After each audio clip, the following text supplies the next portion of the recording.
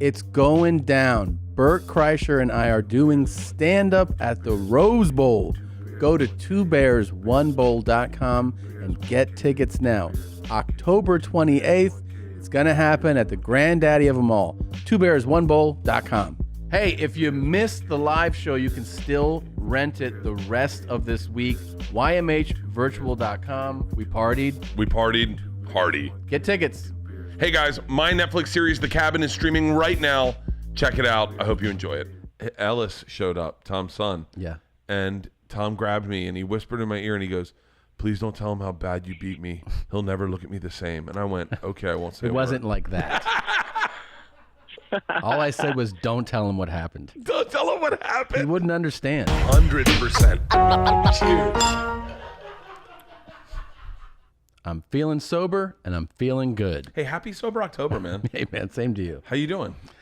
It's been a struggle. Yeah? Yeah.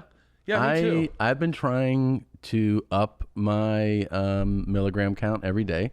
Yeah. So that's been tough. Just me. I've been drinking lots of coffee and water and kettlebell swings, working on my archery, and throwing my friends under the bus on social media. That's what I've been doing. I hope you guys have been having a fun Sober October. Oh, that was hilarious. Fucking Yeah, no.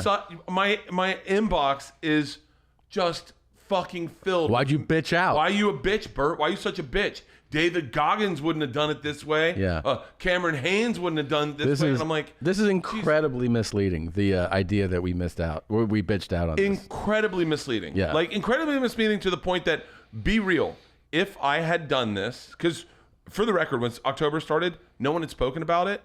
I had reached out to Joe and you and Ari 3 weeks before Sober October and said, "Hey guys, are we doing Sober October?" Yeah. And nobody even answered. It was radio silence. And I was like, okay. And when the idea of this came up like a month or two ago, everybody, including Joe, was like, "I'm not doing Sober October." Joe actually was very explicit about not doing Sober October because he was doing... You're good.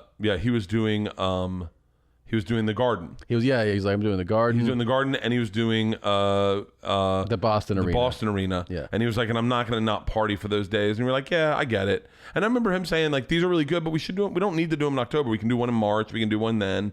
And so we were like, "Okay, cool." And we're all not in the same city anymore, too. And we're not all in the same city. And here's another little sidebar. Me and Tom had thought about doing Sober October on Two Bears, but thought it's not the whole group. Like that, we started it as a group. It was started as a intervention for me. to see if you could go a month without drinking. Yeah, and I think it morphed into more than that. It morphed into a competition, and it was fun as fuck. I think, honestly, I mean, if we're going to be very 100 in this, Yeah. I think last year it was fucked because Ari drugged me. Yeah. And no one talked for the entire month of October. What was our competition? I don't even remember. Well, I've been so drunk and high, I don't remember. We had to do 10 different classes. That's right. Which we didn't even hold each other accountable to At all. That was At all. such a fucking ridiculous shit show. Yeah. At all. And then I was like, and then I get a text, like Saturday morning, Sunday morning. It's into October. It's October 2nd or 3rd. October 3rd. Hey guys, are we doing Sober October? And yeah or nah? Yeah, and I just wrote, hell no. Hell no. And then I wrote, it's 7:30 in the morning. I wrote, oh no, I'm drinking at this moment. Right. Which I hate to say this. I have to say this. It's a joke. Yep. It was a Saturday morning. Not an implausible joke. But Not crazy. Yes. By the way, not crazy. Right. That's like if Tekashi 6ix9ine is like, and then I fucked a kid. Okay, listen, I didn't fuck a kid, but yeah. I have fucked kids in the past. Right. Yeah. Allegedly. Right, Allegedly. But and like you, it was believable, but I knew you were joking. I was definitely joking, and then we just get this torrent of people who are like, "Why'd you bitch out?" But I didn't know why. I don't like. Yeah. By the way, I really am not all over social media. I genuinely am not on it much. So all of a sudden, I start getting emails to my Bert thing. Yeah. And getting texts to my community thing of like, "Why'd you bitch out, man?" Yeah. This concerned. Like, so if Joe or Ari decides not to do it, it's no big deal. Right. If Tom decides not to do it, it's no big deal. The second I decide not to do it, I have a problem. Yeah. I have a problem, and they're concerned. Yeah. Well, I got a lot of them too, and I just responded to the same to all of them. First of all, like, it's not a challenge to me. Yeah. It's not hard. It's not a challenge. It's not to hard. any of us to not drink or do drugs in a It's month. not hard. Clearly, we've done it. I know a lot of you have substance abuse issues, and it might be a challenge for you. It's not a challenge for me. Okay? I've done Sugar. it. It's not hard. Sugar would be a fucking tough one. No sugar. No sugar? No sugar September. Oops. We'll do it next year because it sounds better. SS. But, That's but I mean, this shit is not We're the hard. SS squad. Yeah. Look, this is SS, baby. Now, yeah, it's not that's not a challenge. It's also SS squad. I can see the uniforms. Khaki. you know, SS armbands, Silver September, no sugar September. But I do think that it's also it's not going to end up being sober October because you started after the month started, so it's mostly sober October. Joe, on the 4th of October. Yeah. I'm still on the fence. Oh, really? It's not a real thing. So this is. But look, I understand people get excited and they feel like it's a community thing. We're doing it together. Well, hold on. Fine. I'll say this. Yeah. I didn't see the text. Instagram. By the way, shout out to Joe. I got like 5,000 followers that day. If you could just keep talking shit about me, because it really does boost my followers. I loved it. Yeah. But I saw the text one later, and I saw it, and I was like, all right, that's funny. You know, like it's funny. Yeah, it was playful. It was playful, and our two replies were exactly what we said. Yeah. But then the one that like kind of threw me sideways was I'm driving in the car in the morning with Leanne, and Ari goes, "I'm always on acid." And Yeah, that's the one I didn't know what he was talking about either, because I hadn't seen the post. So when Ari was like, he called me a drug addict. I'm like, who called you a drug addict? Yeah, I was like, I wrote. Which, by the way, it's totally accurate. It's but who accurate said as it? fuck. Yeah, who said it? And I was like, I'm lost. And then Joe's like, yeah, guys, are we doing this or not? He'd already posted it. Yeah. He'd already posted it saying that we had bitched out. I know. He'd already said, my boys Bert, Tom, and Ari have bitched out. Yeah. Which, dude, I bitch out a lot. But let me bitch out for real before I bitch out. Yeah. Like, I am a total bitch. I get it. I will bitch out nonstop. Let me do the bitching out, though. Yeah. No, I know. And also, when he asked, are we doing this? And I said, hell no. I'm doing it like, oh no, we're not. Like, no, we're not doing that. Like, not like we're having a serious conversation about it.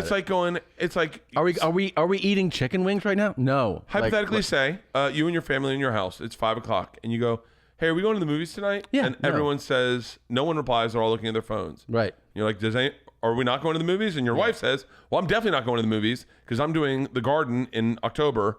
And I'm going to be not watching movies that day. And you go, okay, well, that is a perfect. No, thank you for. And then all of a sudden, your daughter wakes you up at 10 o'clock at night and goes, "Are we going to that 8 o'clock movie?" Yeah. It's still on, and you're like, "Hold on, I'm in pajamas now." It's also 8:30, sweetie. It's 8:30, honey. We missed the movie. Yeah. She's like, "Well, we can start now," and I go, "Yeah, but we don't know the." So that's why. That. By the way, that sounded like a drug addict trying to explain. Yeah. An analogy, like somebody who does way too many drugs. It just bummed me, and then your brain starts going to conspiracy theory of because it's never been like this. Like it was never. It was before. It was never. I didn't think one guy decided to do sober October 3 days into the month. I also thought when the question was asked in the group text, like, "Are we doing this?" I thought it was we. Well, but also like I thought the question was almost asked in jest. Like, hey, are we doing well, obviously not. It's October 3rd. So. And then I'm in bed and I'm like, is it because Tom and I pulled 2 bears off Spotify? This is really how your brain goes? God, because I said Spotify call and they're like, dude, Sober October does well. Joe, we just need to get rid of those fucking guys. You got one guy who can't stop drugging people. You got 2 guys who pulled their platform off. Listen, buddy, if this is just you, get some of your real inspirational friends. Right. Get you Cam Haines and Goggins. Cam Haines. These guys run marathons every day, right? Do that. I bet David Goggins would have a hard time with Sober October. I couldn't even get through it. But I get it. I mean, I get it in that Joe is more of like a bigger thing now, and it's not just like. It's not what it was. It sucks because it was fucking. It was fun. It was fun, man. It was a lot of fun. All right, let's talk about this. We'll come up with our own thing. So, if you watched the 2 Bears, 1 Cave live show, the Double XL event, which is still available If you go to ymhvirtual.com, you can rent it. You'll have it for, I believe, 5 days or so to watch. It was a lot of fun. Thank you for joining us there. You saw the tennis footage. So let me just say this. When I brought up those taking tennis lessons, you said, I'll destroy you.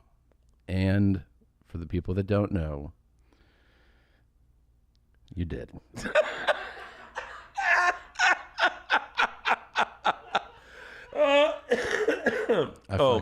I hate you. By the way, I said to Nadav, I said, were you shocked that I won? And he goes, totally. If you asked me, I would have put all my money on Tom. Well, here's the thing, though. Here's the thing. I mean, I'll break everything down. We're gonna call. I want to talk to your tennis coach bad. He's fantastic. But here's the thing, man. I think that, like, if it would have been a regular ground game match, we were pretty equally matched. I would actually argue that you were better than I was because I have a lot of aggressive bad habits that you were beating me on consistently. Like, I have to go to the net. Yeah, well, but let me say something here. I also feel a little hoodwinked, okay? Why? Multiple reasons. Why? Number one, when you were describing... Yeah. A little bit. When we were talking about tennis and, like, our backgrounds, like, I played as a kid, you played as a kid. And then you said to me at one point, you go... You played in, like, tournaments and stuff, and so you'll destroy me. And I go, I didn't play in tournaments. And you're like, oh, that was it.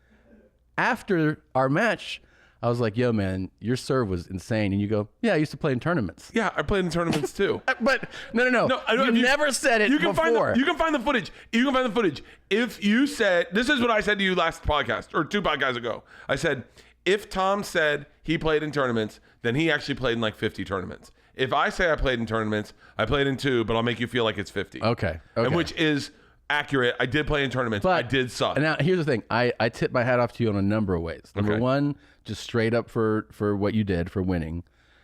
Number 2, for giving no indication that you served the way you served. You gave me zero heads up. I wish I could see. I've seen them, but I want a montage of all the good serves. Oh, we'll have them for you. Oh, I want to. No, you deserve it. You deserve it. You're such a cunt. The best was your cheering team, because Push showed up and cheered you on. Yeah. Your coach was cheering you on. Yeah. Those 3 people who I didn't know were cheering. I didn't know them either. They were just sitting on the court cheering for you. I know. Everyone was cheering you, but the best was that at one point they would cheer for you when I made a mistake. Yeah. They go, "Yay, Tom!" Yeah. By the way, do you know what that felt like? that felt so special needs, because I was so dejected already. And here's what killed me the most. Here's what killed me. I felt like I was prepared to play a match with you in every regard, except I never imagined that your serve would be your serve. So I was not prepared. And after like a few games, I was so down about it, and like I wasn't even trying to return the serve at one point, and it made me so like depressed that I wasn't even going to be able to like engage in the game with you. So like yesterday, all I did was play with Mike and have him serve the way you serve. No. Yeah. Are you serious? Yeah, I was like, do Bert serve. He can switch up. He's pretty good. Yeah, he's pretty good. And well, let's call him. You want to call him? Let's call him. I'm dying to talk to him. Okay, I'm dying to talk. I really want to hear him talk about my game. Oh, he will. I imagine that you were into the idea of him telling you that you. Oh, should I put my headsets on? Yes. By the way, it should be noted, Leanne thinks I have coronavirus. Cool. Ba bum bum ba bum bum. Dun dun dun dun dun dun dun dun dun dun dun dun. Hello? Michael. Hey, it's Tom and Bert. We're on 2 Bears, 1 Cave. Thank you very much for answering. How you doing, man? good. How are you guys? We're doing well. We're just recapping the awful events that took place not too long ago. But I've been, I had to commend my friend on his, job well done. He won fair and square. But I also wanted him to hear from an expert like yourself, a Division I college tennis player, a pro that teaches all types of people, what you really thought of his serve. I mean, I'll be honest. I've never seen that kind of discrepancy between a serve and the rest of someone's game in my life.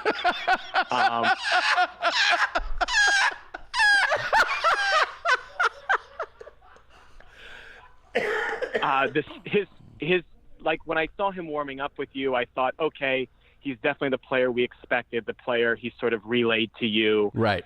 And then he started warming up, hitting serves. And I was like, okay, his motion's very good. That's clearly a strong point of his game. And then he served, the first game to you. Yep. And he double faulted 4 times. Uh-huh. And I was like, oh, okay. And then all of a sudden he just got into like a pocket, a groove, and the guy just started bombing serves. I was blown away by it. Really impressed. Impressed. You, me, I think by the way, this is something I had so that the audience knows.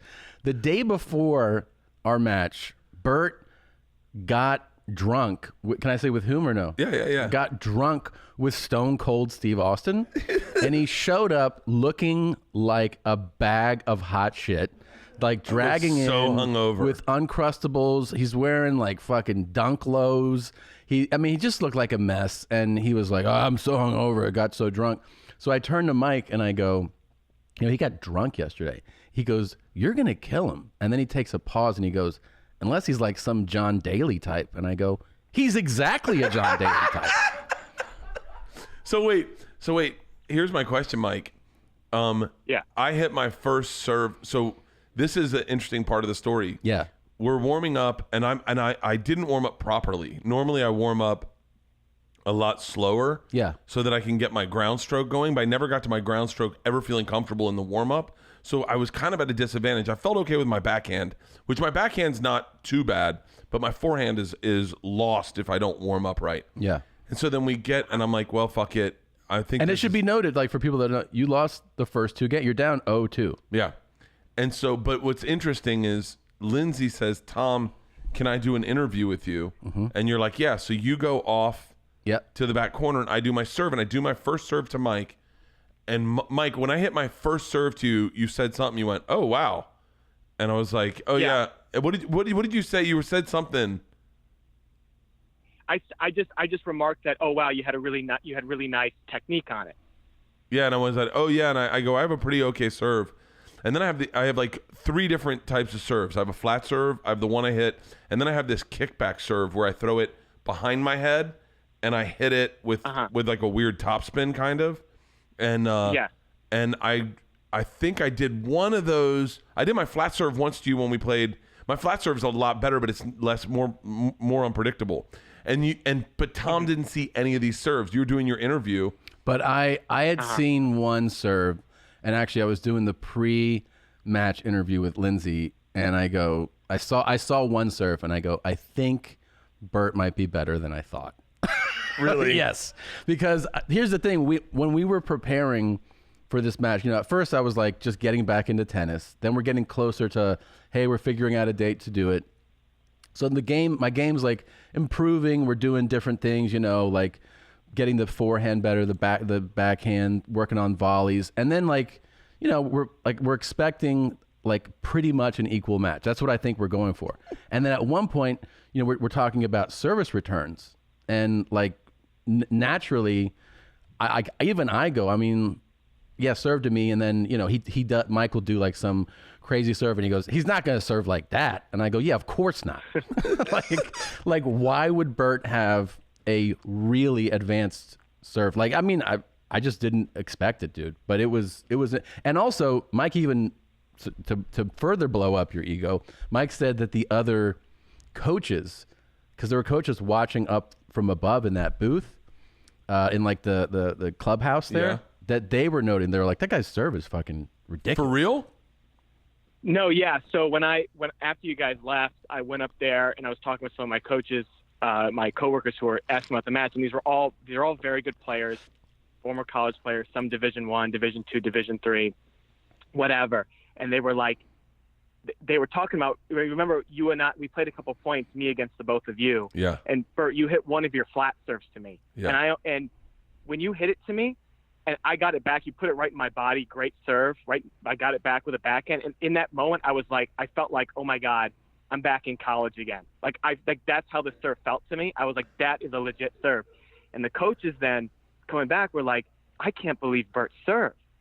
They were like, oh my God, that serve, they were like, I think that serve came in at you at like 110, 115 miles an hour. And I was like, I know. Yeah. But it was unbelievable. They also said, they're like, but the rest of his game is dog shit. Yeah, Mike, how do I get the discrepancy out? That's my question. Can I tell you this is my theory? I feel like when I swing harder, I have more control of the ball. But I can't get the confidence to swing harder on a ground stroke. And what will help is if you notice with Tom's swing, we've been developing like a nice sort of top spin forehand. He gets a lot of top spin on his forehand. You would need the same kind of thing on both your strokes. Oh, I think top spin sort of allows you to. I think if you saw me play not in a match, I can't. For whatever reason, it fucks you up. In a match, I get very like, let's just save the point, as opposed to. But part of that is because we don't play a lot. You know what I mean? So it's like, it's the nerves of like we were making it an event. Like if we had just went there to hit balls together, it probably would have been different, you know, but we made it a thing. And I think that our nerves also were at play. That flat serve's pretty good, huh, Mike? I told Tom, if you came to me for a lesson and you asked me about like improving anything on your serve, I would literally have no notes for you. I would literally just say, let me teach you how to hit an even more advanced serve than you already have. Like I would just teach you various different kinds of spins you could add to the serve and how to place it better. There's like nothing I would change in your motion. He's so happy. You realize you're just getting me in trouble for the next bet. Like someone's, Kirk Fox is going to be like, so I heard you can play tennis. And I was like, I think me and Tom could take you and Costa easy. Okay, all right. And I'd be like, Tom. Oh, yeah. By the way, are you going to grant me a rematch if I go to work and try to improve? 100%. Okay. Yeah. Right. I say we do a doubles match with my coach and your coach. Okay. Sure, we could do that too. I mean, why not, right? We can definitely try that. But we should do a one-on-one again at some point. We should do a one-on-one. Yeah, but yeah, it was fun. It was a fun day. This episode of Two Bears, One Cave is brought to you by ExpressVPN. I don't know if you saw The Social Dilemma. I did. It's a great movie. Netflix. It's incredible. And in that documentary, you see tech insiders explain how social media is engineered to exploit users' data for profit. They call it surveillance capitalism, and I'm cool with normal capitalism, but surveillance, yeah, like where I'm a willing participant, but like every time I go to the store to buy food, but when my data is being harvested so tech billionaires can get even richer, that's where I draw the line, and that's why I put a layer of protection around my data with ExpressVPN. Every time you use the internet, big tech companies mine your data by tracking your searches, messages, and video history. It's incredible. ExpressVPN encrypts 100% of your internet data to keep you safe from hackers and prying eyes. So if you don't like the idea of tech companies exploiting your personal information, visit expressvpn.com/cave. Right now, you can get 3 extra months of ExpressVPN for free. That's expressvpn.com/cave to protect your data. Go to expressvpn.com/cave to learn more. This podcast is brought to you by Whoop, the best wearable fitness tracker I've ever owned in my entire life. This has been a tough year, and if you want to live a healthier lifestyle, you need to know more about how your behaviors impact you. Get to know yourself on a deeper level with Whoop, a fitness tracker that provides personalized insights into your body's recovery, strain, and sleep with actionable feedback in real time. This tells me how well I've rested. I check my Whoop in the morning and see how well I've rested. And then when I get on the treadmill, and it's great because in this world that we're living, you don't have a coach with you. You need to know how hard you're going to work out. Well, I hit the Strain Coach. Strain Coach gives me an idea of how hard I should work out and then tracks my workout based on my heart rate, my HVR, everything. And then I know if I've worked out hard enough. The insights are next level. They tell you about certain behaviors like drinking caffeine or booze, how it impacts your sleep, recovery, in a personalized way so you understand how to optimize your behaviors. Whoop is a no-brainer. And for our listeners, Whoop is offering 15% off with the code BEARS at checkout. Go to whoop.com, that's WHOOP.com, and enter BEARS at checkout to save 15%. Get to know yourself on a deeper level. Unlock yourself with Whoop. So wait, did your coach play college tennis? I have no idea. You have no idea. Do you even talk to the guy? Yeah. You never asked? His cousins are really famous tennis players. Oh, great. Okay. His cousins are really, really famous tennis. But you know his cousins, right, Mike? The Bryan brothers, yeah. Yeah, the Bryan brothers. Oh, that's right. They're, Okay. they're probably the two greatest doubles players of all time. Yeah. Jesus. Yeah. So you think it's a genetic thing that the whole family has it? They're not as tall as my coaches are twins too, oddly enough. Yeah. And so Is your coach tall? No. Oh. No. But he parties. Oh, okay. These are all really good things to know about someone's tennis game. Yeah, I get it. He said to me, I only played for a week before the match, roughly. Maybe like I knew this too. I knew you would have fucking zero preparation. Yeah, zero preparation. Don't even own those rackets. I borrowed those rackets. I don't have a racket. And he said to me, there's so much I need to fix in your ground strokes right now, but I'm afraid that I'm just going to fuck you up. So yeah, just hope that you can your serve is enough. I played my coach and hit my serve, and he goes, your serve's great. Just serve. If you serve well, you're going to win. Oh, so he did tell you that. He's like, your serve. So out of my 3 serves, the one that, Mike, do you know what I'm talking about? It's where you throw it a little bit behind you and hit it. Yeah, it's called a kick serve. Kick serve. My kick serve's better than any of my serves. Really? And you did that or no? I didn't do it because I'm still in this, like, just try to get the point. Yeah. I just wanted to. It was interesting too, like the psychology behind like winning and losing and how it affects you. Like as the match was going on and you were landing more, I was getting more and more dejected. But I could see that in your body, but I just thought you were like, because after the first 2 games, I was like, Tom thinks he has this. No, I didn't. Really? I didn't. No, I didn't. I was really happy that I had the 2 games, but I felt like I needed like things to work out for me to do it. Because I really was. I was telling Mike too that like I was full of nerves. I don't think my nerves actually started to actually go down until I won the 1 game in the 2nd set. That's when my nerves started. I don't understand when you say you had nerves. Mike, do you ever have nerves when you play? Oh yeah. I knew exactly what he was talking about because I could see it in his body language and the way he was approaching his shots. Once I told him, I said the same thing at the second half of that 2nd set. You started to calm down. Yeah. I totally saw it. Yeah. I was really like tense. I was very tense, and I wasn't like I was throwing balls like half up instead of like fully up. I was just like, and I was actually very annoyed at the gallery. Why? Because they were cheering when. But I mean, like I also didn't want to be watched. You know what I mean? I wanted to just be playing you, and I felt like all this added. You know, it's like you feel like someone. You're like, hey man, why don't you take a walk? The best was everyone was cheering for you every time something good happened for you. Yeah. And then one time I did something good, and fucking my cousin Andrew goes, "Way to go, Bert!" I was like, Andrew, we're good. Hey Mike, how many? Because I bet you probably saw. Let's not even say like stroke wise. How? Mm-hmm. I'll tell you the 2 things I know I do that I can't help is I play at a very, very quick pace. And I bet if someone was playing against me, they could get me out of my rhythm and get me into a different rhythm, and that would fuck me up. Am I right? 100%. Yeah. 100%. I think Tom actually has a very good approach of slowing things down, and you kept pointing that out during the match. Yeah. So I think you're aware of it, but I think that the good thing for you is that, and this is why a serve is so important, there's this pro player on tour. You can look him up. His name is Ivo Karlovic. He's like 41 or 42. The guy's maybe got the best serve in tennis, and he's able to compete just by being able to use his serve.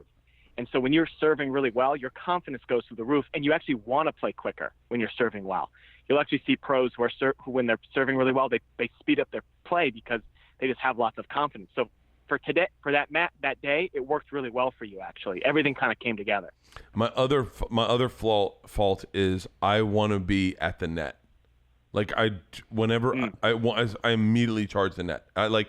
and Tom was beating me very quickly at the beginning, just hitting it, lobbing it over my head. Yeah, the and lob. I couldn't get it too. Yeah, the lob was the only thing that I felt like was working on you. But look, man, congrats, Bert. Thank you. You know that I was so dejected when I left. I went home. I hit both kids. I held Christina's head under the pool in the water. It took a lot, man. It really the best part, Mike, you don't know this, but Ellis showed up, Tom's son. Yeah. And Tom grabbed me and he whispered in my ear and he goes, "Please don't tell him how bad you beat me. He'll never look at me the same." And I went, "Okay, I won't say It wasn't like that. All I said was, "Don't tell him what happened." Don't tell him what happened. He wouldn't understand. Hey, Mike, you just made my year. Yeah, Those and this is a guy, by the way. My year. This is a guy, Bert, who it will not go to his head, Mike. So thank you. He's a very grounded individual, and this won't blow up. I can't wait to get a tennis racket and start practicing. Oh, shut the fuck up, Mike. Thank you so much, man. I'll talk to you soon. Thanks, guys. Thanks, All Mike. Later. Bye. Be real. How do we? Because when we played him, there was a second where I thought, Yeah. what me and you got isn't athletic, but it's definitely head fuckery. Yeah. Like there was a second when we were playing him. Yeah. Where he was like, where we were going up back and forth in points. No. No, there was a second. No. There was a second. Nope. He went, by the way, from just standing and watching. Oh yeah, with you're his right. shoes, Oh yeah, you're with right. his shoes untied. Yeah, how do these guys and play? served a 125-mile-an-hour serve, and just He aced us. He aced us so bad. he was the number one player in the state of Michigan. He was big time D1 college. How did you player. meet him? Just walked up to that place to take lessons. Really? Yeah. Actually, the truth is, no, we went to get Ellis lessons, and then when I was just like, oh, And then you saw him. You're like, who's this cute guy? yeah, I was like, hey this man, guy's what hot. do you do? No, he was taking a lesson with somebody else, and we decided, oh, what if we took a lesson at the same time, like right next to him? So You and Ellis? well, like he could be on a court. Oh, I separate thought court. you and Ellis. I was like, Yeah, let's double up, dude. You're 4. Let's do this. Wait, did you told Leanne that we had a $10,000 bet? Yeah. She goes, I said I was getting a coronavirus test before I came to play tennis with you and a flu shot. And which is ironic that Leanne thinks I have coronavirus. I would have only gotten it. I would have gotten it from you. You're the only person I saw. Yeah. And I was just talking, the whole crew for the tour was there. And I was just talking out my ass and I said, yeah, Tom and I are playing. And I said $10,000 today. And it came out wrong. And Leanne goes, "What did you just say?" And she got so upset. And I said, Tom and I are playing for $10,000 today. She goes, "You are not playing Tom for $10,000.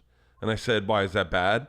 And she went, "You fucking idiot. You don't even have a racket. Like, you don't have a racket. You took a week of lessons and you think you can beat him?" She goes, "You know that Tom's coming in prepared. You know that he's been practicing. You know that." And I go, "Hey, Leanne, that's not," I trust in my abilities.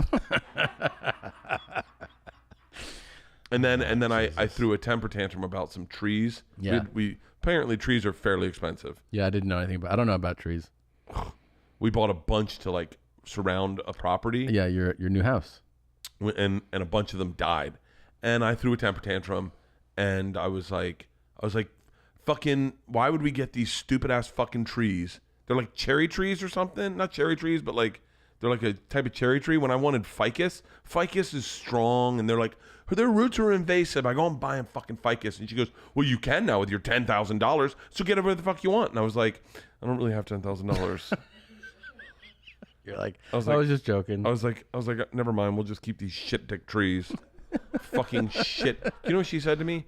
This is okay. I'm trying to level my emotion right now because I think that, and this is what started this whole fucking argument. I find out another one of our comedian friends is moving out of LA, right? And I'm like, and I just tweet off, I go, and And I'm fine with everyone leaving LA. Like I said to you, I really don't know what your plans are. I know that you guys have plans of possibly moving, but I don't know nothing's set in stone right now. Yeah. Whatever. But I said to you on the phone, I think it would be great for your boys to grow up in the lake. I think it would be amazing. I definitely agree with that. Outside of LA, you said. Outside of LA. I definitely think that. I really do think that. Do I want you to stay in LA? Like more than 100%. Like I don't want you to leave at all. I didn't want Joe to leave. I don't want Joey to leave. I want all of us back together. That's not the way it's going to be. I get it. But I get this one more tweet and these fucking cunts. This cunt says to me, "Oh, how's it feel now that you have no friends, bro?" And I'm like, but it does mean something to me because I'm like, yeah, all my friends are gone. Yeah, it does suck. Yeah. And what's it feel like you're building a fucking house and all your friends are gone, huh, Bert? Panic much? And I'm like, fuck. I go, fuck off. By the way, I blocked him. I was like, you're a garbage human being, dude, who's only a bass fisherman. You're a piece of shit.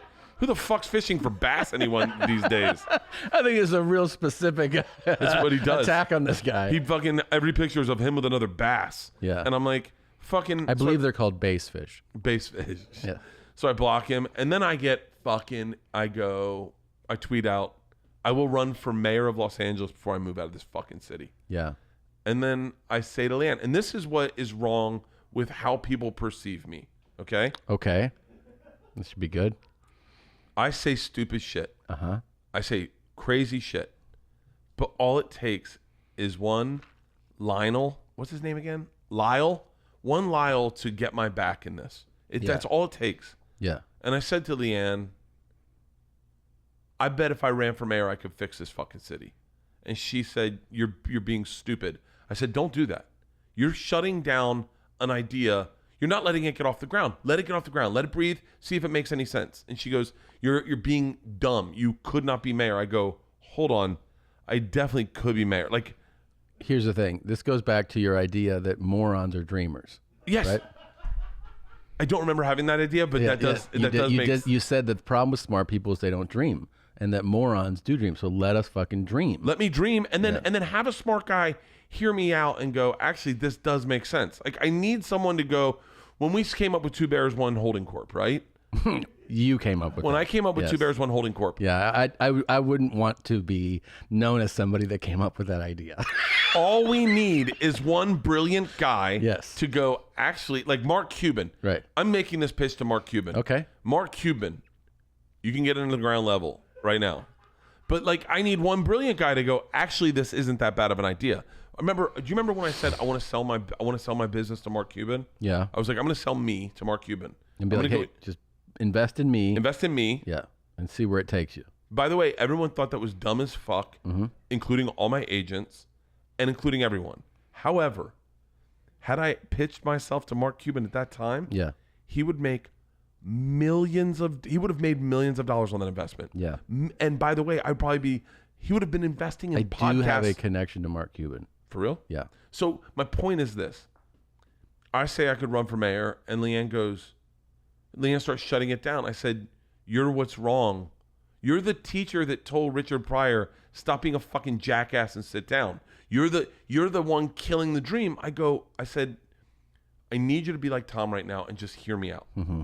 She goes, just call Tom. I don't want to hear you talking about being mayor. Mm-hmm. And now, granted, there's a lot of holes in this theory. I didn't know that it was 4 years, which seems really long on paper. I can't imagine in life 4 years of just living in LA and just wearing a suit and shaking hands with people would fucking be exhausting. You would be really over being a mayor quick, I think. I think I would be very quick. But I think I would fix things. What would you fix? Oh, I'm fixing homeless people right now. How are you fixing that? Getting rid of them. Not getting rid of them, like putting them on buses and shipping them out. Although I'm if that is like, see, here's the thing, is I also am open to moronic ideas, and I like to let shit breathe. So if someone's like, what if we put them on buses and move them to Bakersfield? No one's gonna notice. Bakerfield's pretty rough as it is. Yeah. This is the idea. Yeah, and I'd be like, well, hold on, this makes sense. Yeah. Like, but like I was like, I really honestly was like, I bet my plan for being mayor, I was like, number one, I'm just a figurehead. I'm going to hire all the really good people that know what the fuck they're doing, right? Yeah. And then we're just going to go, and I'm going to make czars. We're going to have a homeless czar. We're going to have a gangbanging czar. We're going to have and I'm going to fix all that shit. And I go, But number one thing is we got to stop getting rich people to leave our fucking city. Yeah. Just Joe, the handful of people I know that are leaving, that is $500 million that left the city. That left our fucking city. Well, because no one catered to them. There's a lot more people that you don't know. There are so many rich people leaving our city that you're going to leave it to it's just sitcom actors and fucking soap stars. Yeah. And it's like all these fucking titans of industry are gone. We need to keep those motherfuckers because no one, fuck tax dollars. Keep them. Dude, I could be bigger than mayor. Like I just, it's like, and so that was, Leanne just got mad at me. And then a bunch of people then you start hearing the people that agree with you being mayor, and you're like, well, maybe it was a bad idea. I love that you could go full circle with that and be mad at people and then be mad at the people who agree with your idea. Yeah. That was nice. By the way, my first line of business being mayor, cut the time you got to be mayor down to a year. I don't know who wants to be mayor for 4 fucking years. I think people that really want to be mayor want it to be for long. What is Eric Garcetti's deal anyway? Sounds like a gangster, doesn't he? He does? Oh, the name. Yeah, Eric Garcetti. Yeah, hey, Garcetti here. Yeah. Hey, it's Eric Garcetti. Let's see. Maybe I can just support Eric Garcetti. He's got to be Democrat. There's no way we got a Republican mayor. Jesus, how old is he? Oh, he's got to be 40. He's got to be 50, 52. Here he is. He's Mexican? He's Jewish? Looks like he's the city's first elected Jewish mayor, second consecutive Mexican American. Oh yeah, I remember Villaraigosa. Villaraigosa wasn't that wasn't his last name, right? It wasn't? No, go to Villaraigosa. You could have just tapped on his name. You could have just tapped on his name. Just tap on his name. Preceded by, there you go. His real name isn't that. Really? Wait, maybe it is. Scroll down. He looks like it's Villaraigosa. Scroll to early life. What's his real name? It'll say early life, yeah. Hit that. Born Antonio Ramon Villar Jr. Yeah, but I want to say he took his wife's name. Well, who's the guy that took that's a different last name right there, man. Villar? Well, yeah, because he's Villaraigosa, so. Yeah, but so find out how he got his last name. Hold on. It's going to say there. Just keep scrolling. Scroll down. Okay, he changed his surname upon his marriage to Karina Raigosa. Oh, so he combined Villar and Raigosa to be Villar. You understand? That's pretty interesting. I didn't know someone ever did that. I think you do it when you're running for mayor in a predominantly Mexican city. But he already had the Via. I think but that's like Kreischer, and if you're like, I'm running for mayor in Germany, Kreischer, Goebbels. Yeah. What's no. No, I'm just saying German names. Kreischer. Schwarzenegger. Maybe if I change my name to Via Kreischer. There you go. Run for mayor. There you go. Why did he get ousted for some shit? See, I don't even know anything about mayors. Like, I want to go to something real quick. Go to our list. Because it was fun. Like the competition thing is fun. What? Okay, I'm trying to think of other competitions. That's all I've been doing all weekend. Okay, so here's what I know. There's things that I know you're better at, and then things that I don't know. Okay, like what? Like I know you're a better golfer. Okay. So it's not really a competition, right? All right. Yep. That's it. That's all I know. Okay. So like things that I think would be an even match. I was doing this last night. Okay. Like archery. Let's do archery. Okay, because I don't have an archery background. I competed in tournaments as a kid. Did you really? No, but I'm a pretty good archer. How do you know this? I just am. Wait, is this a hidden thing, or are you going to be like, well, actually, when I was 14? I'm going to send Nadav a clip, okay? Of you doing that? Yeah, this is I wonder if Cody texted it to me. I bet Cody texted it to me. Wait. Is this going to be of you actually shooting an arrow? Hold on. Of course. Okay. You ready? Yeah. Hang on. Oh boy. Hold on. Let me I want this to be so just text it to you, Nadav.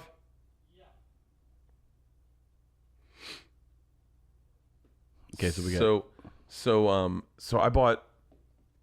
Okay, I don't mean this. I'm trying to be like as fair because I know that the people are very passionate about archery. Yeah. But growing up in Florida, there are always compound bows or recurve bows around. If you went to anyone's lake house, if you went anywhere, And so a lot of times we spent time shooting bows and arrows. So when Joe got into archery, I told Joe one time we were in Hawaii, and I forget the price point. We were doing a show, and we were with a bunch of guys that were on Steve Case's land, right? And Is that the AOL guy? Yeah. Steve Case has a ton of land, I think, in Lanai or Kauai. And we're on his land. We're at his actual house, and we're having a cookout, and we had hunted a pig that day. And it started raining. We're under a tent, and they had an archery target up. And they said, and I said, oh, I bet I could hit it from here. And they started laughing. They're like, you definitely couldn't hit it from here. I went, no, I'm pretty certain I could hit. I bet I couldn't hit a bullseye, but I bet I could hit really close to the bullseye. But I know I could hit the target. And they're like, you couldn't even hit the hay bale from here. My crew was with me. Yeah. And I was like, no, I definitely could. And so one of the guys, I said, grab a bow, grab an arrow. I guarantee you. I'll bet you. I want to say I bet $500. Mm-hmm. And then all the guys, the hunters, are like, oh, I'm in on this. I bet you can't even pull the bow back. And I went, in my head, I'm like, okay, is there something I don't know? Because you ever do a bet where you know, you know that it's dead money. Like, So I grabbed the bow and I don't even sight it up. I don't even use the sight at all because I never used a sight growing up. But archery is such now that there's sights, so it's like you can like line it up and you go, I pretty much got it. Like if I just let go now, I got it. And we used to do it with our fingers. We never had the fucking thing. Yeah. Russ Matthews had a compound bow. We just fuck around in the backyard. So I pull it back and I line it up. And then the guy goes, hey man, if you use the sights, you can really, and I'm like, oh my God. I let go and I shoot real close to a bullseye. And by the way, it's raining. I'm under a tarp and we're fucking a legit distance away and everyone loses their fucking mind. Yeah. And then everyone else wants to bet money. So they're betting $100 and they can't even pull the bow back. Like it was a pretty heavy compound bow. Yeah. And I was like, yeah. And the people were like, that's bullshit. That's bullshit. So the same thing happened on the set of the big show. So we have this, I think I I don't know if I posted this. Okay. Why don't we just, we can show this. We can. I'll just do it now, and then we can show this. And so we they had a bow and arrow on the set, and I said, hey, can I shoot the bow and arrow? And everyone was like, no. And I was like, why? And as soon as I do that, I start playing in like, which one hand do you do it with? Yeah. And they're like, and there's only one guy that matters, and it's Conrad. I'll call Conrad and see if I can play this. We'll play it, and then if we can't play it, we'll take it out. Yeah. And so Cody Rhodes definitely grew up hunting, definitely was concerned. You'll hear Snoop in here. Yeah. And then just watch. Just hit play. Watch. Everyone's backing away. They think I'm going to get hurt. Now there's a balloon. We're locked? Locked and loaded. Oh, shit. He was talking about the cake and he was serious about it. Shot me. Go, Bert. Right in the balloon. Oh! Shot a bullseye. Yeah. Hey, see. Hey. When you see my trick. Look at Cody's blown away. He's like, that's mine, the bullseye. This is insane. Okay. That's insane. Watch this. Guys. That's right. Don't ever forget it. I'm a motherfucking machine. This reminds me, by the way, this would have been your serve. This is your tennis serve. So this is you. This you actually showed it, but what I almost expected to be like, I'll do archery. Yeah. And then we show up, and you're like, oh yeah, I used to fucking hunt hogs. No, yeah. So like archery is not fair because when Joe got into archery, I remember one time going, hey, can I shoot your bow? And he was like, it's not that easy. And I was like, in my head, I was like, it was never complicated growing up. I'm not gonna say anything because I don't know. Mm-hmm. And he was like, you need to be fitted for it. And I was like, all right, never mind. Okay. This episode of Two Bears, One Cave is brought to you by Mugsy Jeans, the most comfortable men's jeans ever made. When you slide your legs into these jeans, it actually feels like you're wearing sweatpants, which is some crazy shit we don't quite understand but totally dig. That's because they're made with a super soft, and here's the key, flexible denim, so you don't have to feel bad going in for seconds or having that extra drink or 3 this fall. Best of all, the guys at Mugsy have landed on the perfect fit that isn't so tight that it cuts the circulation off of your cojones, but doesn't weigh down with excess fabric. All orders come with free shipping and 0 risk home try-on policy with free returns. So there's literally nothing you can lose by giving Mugsy's new fall and winter styles a try. Super comfortable. You can actually go to bed in them. So do your legs a favor. Head on over to muggsyjeans.com/2 and the word bears. muggsyjeans.com/2bears. That's MUGSYJEANS.com/2bears to get a pair of the most comfortable men's jeans on the planet and use the code 2bears for $10 off. All right, so not archery. Now, obviously, is there another really good one that you're like, I'm really good at this? No, baseball, but no. Yes, see, I would know that, like, going to a batting cage with you, that you could rip that. You definitely rip a batting cage. Right? Yeah. Did you haven't seen me? We took a home run. You know what happened? This is a perfect. By the way, this is not even coherent sentences. So the Comedy Store used to do. This is right when we had Isla. They did home run derby. Mm-hmm. Go out to Pan Pacific Park, and they were playing home run derby. And Steve Byrne called, and he's like, "Hey, do you want to come out and play?" And I was like, "Yeah." So I get out there, and everyone's like, I mean, Bret Ernst swinging a baseball bat is one of the funniest things I've ever seen in my life. Didn't play baseball, I guess. Didn't play baseball, but he's got a pretty good swing, and he lifts weights. Yeah. But he swings a baseball bat like Serena swings a tennis racket. Yeah. So when he swings, he goes, "Get the fuck out of here." Every swing, "Get the fuck, bitch, suck this dick, bitch." Yeah. So I get out there and I played baseball, like legit played baseball. Yeah. And so. Wait, your wife said two things that I cannot believe you had omitted. So either she got it wrong or for the first time in your life you were modest. So she said that your father was an alternate in the Olympics. That's that's back during segregation. No, I'm kidding. No, he was not an alternate in the Olympics. He ran. I think he almost got into the Olympics. Like, he was running in the races to get into the Olympics. So he's a legit track guy. Legit track guy. He ran track and field at Villanova under Jumbo Elliott, like a legit track guy. Okay. But if you told my dad, was he a distance guy or a sprinter? Sprinter, not sprinter like 100 yard. Yeah, I think he meters. I think he did 400 and half mile. Okay. But was legit scholarship to Villanova to run, and then when we did the episode of The Cabin, with Caitlyn Jenner, Caitlyn Jenner was like, "Yo, did you know Marty LaCroix?" And he was like, "I know Marty." Like, the guy that went to the Olympics was my dad's roommate or something. Okay. So yeah, my dad was really into and ran marathons all growing up. Now, the other thing that she said that I was like, how could you have not mentioned this? I already know what this is. You do? Yeah. She said you turned down scholarships, baseball scholarship to FSU's baseball team. No, not to FSU. She got that wrong. To Citadel and Duke offered me scholarships, and I turned them down. They let me rephrase that. Okay. They recruited me. Okay. And I turned both of them down, and then I went to FSU to walk on, and I walked on the first day, and Coach Martin was like, I by the way, I hadn't played in forever. Yeah. I hadn't played in a whole summer. I was supposed to go out and play Legion ball up there. I didn't. I partied my dick off. I had a pledge pin on. He was like, "Take that shit off." And then he was like, "All right." He's like, "You're not. I don't think you're gonna start. I don't think you're gonna play. I gotta be honest with you, but we can always use a bullpen catcher." And he was like, "Go down there." And I walked down to the bullpen, and I walked right out left field. I left my bag. I left everything. I walked out. I got back to the house, my dorm. Chili Willie, Paul Pizzo, Chandler Perry, and maybe Brian Callahan were getting high with all the windows blacked out, with holes poked through. They call it time traveling, and they were laying listening to Pink Floyd. Yeah. I had my uniform on, and I laid down, and I took a hit of a joint, and I was like, I think I'm never playing baseball again. Okay. And I was like, I was done. Yeah. It was very poetic. But yeah. But if you I wish I could send you. You can't see it. If you go to my Instagram, I don't think it comes up, and there's music attached.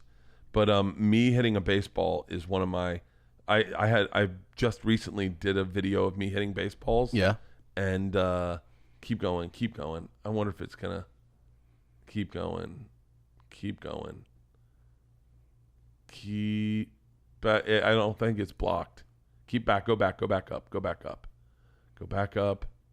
I guess it's blocked. But me hitting baseball is one of my favorite things. Okay, well, let's go back to our list here. So here's what I was saying. Things that, like, I know you would have a big leg up on so far are golf. Yeah. archery, surprisingly, and baseball, which that would be what, like a batting cage comp. Like so, I'm not really. So here's the thing that I know that you're not like excellent at. Obviously, you're not good in a sprint. Anything with discipline. You're not good in a sprint. I mean, Ron, the tour bus driver, smoked you. So that's obviously you can't sprint. I don't think you're a good basketball player. I love this.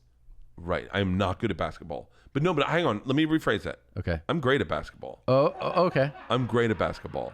Okay. But I do not. Let's do basketball. Let's one-on-one. Let's do one-on-one. Because by the way, I never was good growing up, but I loved basketball.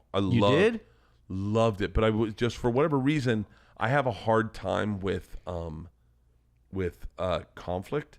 So if you're going to be a good basketball player, you got to be comfortable talking shit, bumping into people, and going hard in the paint. I'm not that guy. There's a thing with me. Wait, Tom. what do you love? I love shooting, and I like. Are shooting. you a decent player? I don't know. Okay. I don't know. That's a really good. So one-on-one sprints, one-on-one basketball. Yeah. There's this kid. Do you know who Tristan Jass is? No. I'm obsessed with his page. Dude, this kid is type in Tristan Jass. This kid is so awesome. He is go to his YouTube page. You've never seen him? Tristan Jass. I don't think so. So this kid go to his YouTube page. Yeah, that's it. And then go to his videos. Okay, look. Just see this one. Yeah. Watch this. He just goes in. He can really ball. And these dudes just can't play, and they just foul him like crazy. Yeah. And he's legit. And every video is like trash talker gets served, and it's just this fat Albanian dude. Yeah. This kid can legit play basketball. Legit. So is his channel all about him playing ball? It's all. And by the way, during the pandemic, this kid has gone to every court in the world and been playing 5-on-5. This kid legit can play. So how old is this guy? I don't know. He's got to be like 22. I guess he's never going to play college or anything. Yeah. What's the? He's 20.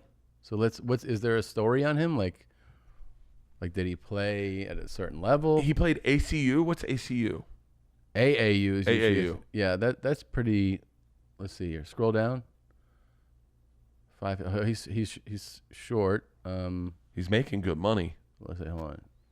You think he's a trick shot guy? Okay, he's a trick shot guy. Yeah. All right, hold on. He was born right now. It doesn't say about where he played, because he obviously played organized ball. He had to. Yeah. Scroll down. No, I don't want to know about his girlfriend. Neither do I. I want to see education. Keep going. Education. Keep going. That's his dad. Did he play at Wisconsin? No. No? I can't tell from this. It's interesting. He played this one kid. This is my favorite one.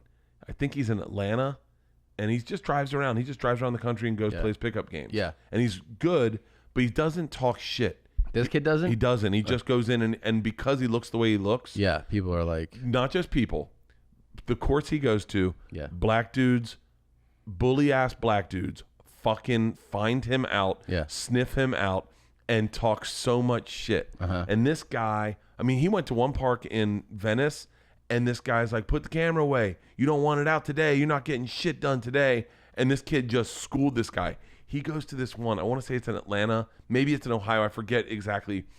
But there's this guy talking so much shit. Yeah, man. Fuck you. Fuck you. I'm gonna put you in your place. You put your camera away. I'm the fucking star. YouTube, meet me. They play to 11. Tristan scores 10 unanswered points. 10 unanswered points where the guy's literally breaking his ankles everywhere. And then for the last point, goes to the half court and shoots from there and sinks it. And then the guy loses his bet with Tristan.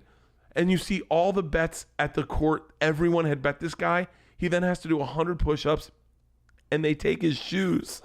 To the guy that he beat? They take his shoes. And this guy, Tristan, goes, I feel really bad, man. I didn't know the guy was losing his shoes. They took his shoes. They weren't even good shoes. They just took his shoes. fucking Well, this is what it says here. So he's like trick shot guy, all skills. He posted a video of himself sending his high school teacher sprawling with a well-timed cross. Okay, so that's him playing ball. If he accepted a coveted basketball scholarship he'd been offered, he would have to shut his accounts down. Not only because between basketball classes he wouldn't have time to make content, but because the NCAA forbade student competitors from profiting off their own names, images, athletic abilities. If Jess accepted a scholarship but chose to keep content, ended up making ad revenue, the NCAA could yank his scholarship and ban him from college ball. There's another dude I fucking follow who was a field goal kicker for UCF, who has a channel, and I watch some of his videos. It's him. I think it's him in foot races against dudes. Field goal kicker UTF. Put field goal kicker UCF. Put YouTube. He was so this dude had D1 offers and then turned them down to keep doing this. The same thing with this kid. No, maybe it's not this kid. Is it this kid? Can you Google that guy? Yeah, that's him, I think. And now he's got a really popular YouTube page. From kicking? Donald, is that him? I wish I was doing this. Destroying, that's him. Destroying, yeah, that's him. This guy's page is great. It's got like 3 million views, and it's him racing. Look at, this is him and... Do you want to do like coverage drills? Yeah, let's like do it. Let's do it. Can we get a quarterback? Can we get a quarterback? Yeah. And then wait, hold on. Will we just do? Like you basically have to cover me, and I have to cover you. We'll have heart attacks on the field. It'd be really cool. Yeah. Yeah. Wait, what if we? Exhausting. What if we? I really like the idea of basketball, except, is it? I like the basketball. I love sprinting. Okay. I love sprinting, but I think we should do like a 220. What's the 2? It's like a quarter of a way around the track. Or Oh. halfway around the track. It's more than a 100. It's a little more distance to it. Oh, I was thinking way less. Like 40? Yeah, like a 40. I wonder if I've gotten faster since Ron. I don't Because think so. I've been working on my sprints. You have? Yeah, I actually have. What, on your treadmill? Yeah, because that's how my brain works. Yeah. Is I work on my sprints so that when Ron bets me, I know Ron has not been working on his sprints. He's gonna ask for that rematch, right? Yeah. Yeah, and it's coming. And I'm going to serve it cold. So wait, we got sprints. That's something we could do. 40 Basketball. Basketball 1-on-1. Do you want to do like a football drill with a quarterback, like a legit quarterback? I don't know how you gauge that. Although I would do, by the way, I'll do it for fun. Yeah, it'd be fun. I think what we do is we set it up and we shoot it. We'll figure out the bet, because even like tennis, when we got done tennis, the real challenge for me became me and you playing your coach, because I love tugging. I love tugging the tiger's tail. Yeah. There's something about getting a pro athlete and seeing just how hard they can go. Right, and also the fact, I think it's kind of fun to do it in the moment, like when they don't expect it to be done. Because like he was just watching, and you're like, no, let's play right now. What would you say if I said? What would you say if I said we got who's number 99 on the Rams? Aaron Donald. Aaron Donald. Yeah. I was about to say Donald Glover. What if we got Aaron Donald and we tried to defend him 2-on-2, 2-on-1? It would be really bad. Do you think we could hold him? No. Hold on. No. Hear me out. We would kill us. Well, I know we can't get him right now, but like, here's the thing I like to feel. Okay. I want to feel the heat. I want to feel. This is not the kind of heat you want, dude. I'm serious. He's the best player in the NFL right now. I mean, listen, dude, he is being double teamed by 330-pound men who bench 500 pounds. But don't you want to throwing them? Don't you want to feel? Don't you want to just no? But here, put it in perspective. Me and you double team him. Okay. And we put my wife in pads holding a ball. What? But like, okay. She wouldn't agree to it. I love this football idea. I say we feel all the football. Feel the football? Who do you think could kick the longer field goal? Oh, that's a good one. Here's the thing: I have zero field goal kicking experience. No, I have less than 0, but I did practice with Pat McAfee once. Yeah, and I learned the trick. And it's all about magic tricks and this shit. I do like punting. I've never punted in my life. Punting is fun. Should we do we should do a. It's what do they call it? Kick, catch, punt, pass, and kick contest. Yeah, punt, pass, kick. We should do a punt, pass, and kick. That's contest. a good one. Punt, pass, and kick contest. So that means throwing? Hey, dude, if you guys have an idea of a competition you think you'd like to see us do, Yeah. put it in with the hashtag Hashtag? 2bears1cave@gmail.com. Hit us up. And the subject line should be? Challenge. Challenge. Yes. I love this. I love punt, pass, and kick at the Rose Bowl. You want to do punt, pass, and kick at the Rose Bowl? We could do that. If we get that date. Yeah. I don't know, but people will already know. By the time this comes out? Yeah, we will have already been on sale. Yeah, that's true. But we can do a punt, pass, and kick If they let us do that day, that would be amazing. I love it. Okay. I love a punt, pass, and kick contest. I love it.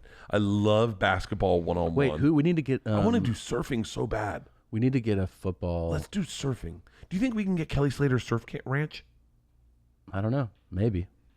I feel like we need to get a good, good football people to come that day. You know what I mean? Like, yeah. A legit quarterback, a legit kicker to help us out. There's got to be so many in the LA area. Yeah. No, really. For real? Don't you think? Yeah. There's a ton of former players that live here. I really want to do surfing.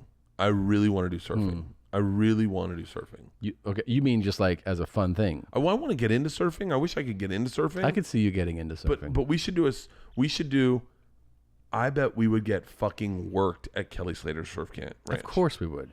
Apparently they go, I just saw Casey Neistat did a thing there. Yeah. And they only let him surf 4 waves. And apparently it's $100,000 to rent that thing out for the day. Really? Yeah.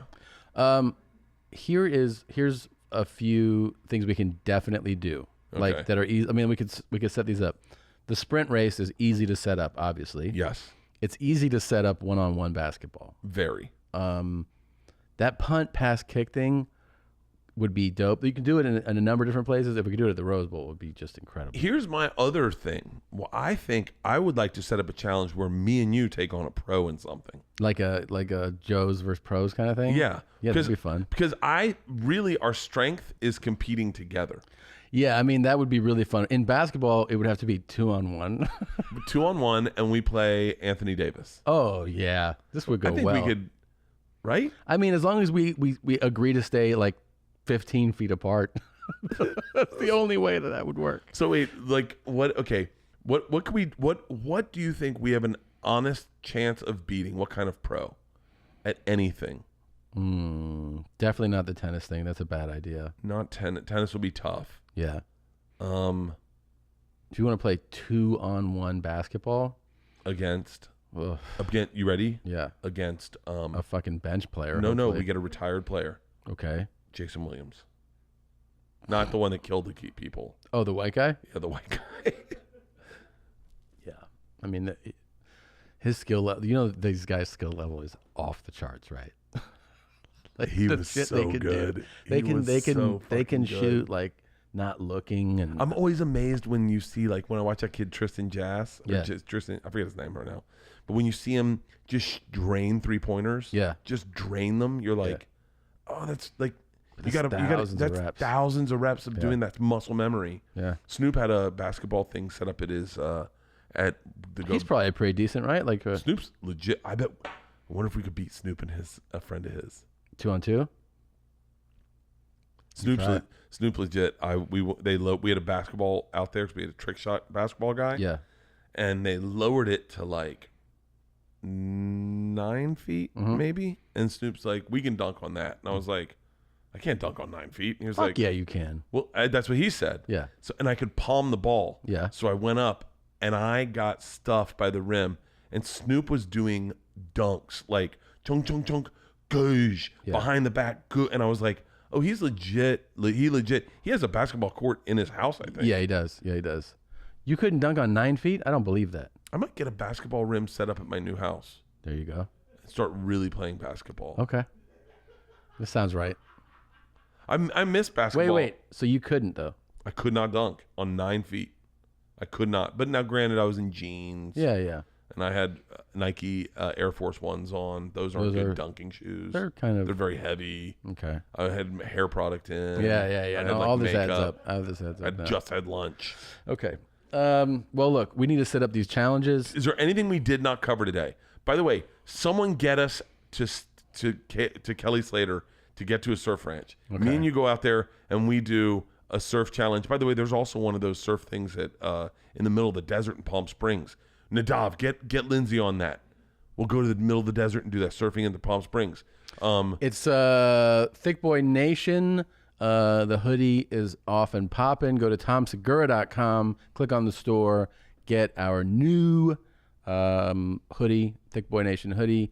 Make sure if you haven't yet checked out our sites, Bert, TomSegura.com, for some live dates that coming up, and we'll be announcing more hopefully as the Rona gets defeated. Hopefully. Yeah. I mean, hopefully I don't have it. I'm getting another test today. Yeah. We're far enough away, right? Yeah, we're good. Yeah. All right. Congrats again on your victory. Thank you. And thank you, Mike, for all the kind words you had to say. Yeah. Time to retire that racket. Pick up my sneaks. Get into basketball and sprinting. Okay. Love you. Love you too. Bert and Tom and Bert. One goes topless while the other wears a shirt. Tom tells stories and Bert's the machine. There's not a chance in hell that they'll keep it clean. Here's what we call Two Bears, One Cave. No scripts, a bit of booze, amateur partology. Dirty jokes, raunchy humor, no apologies. Here's what we call Two Bears, One Cave.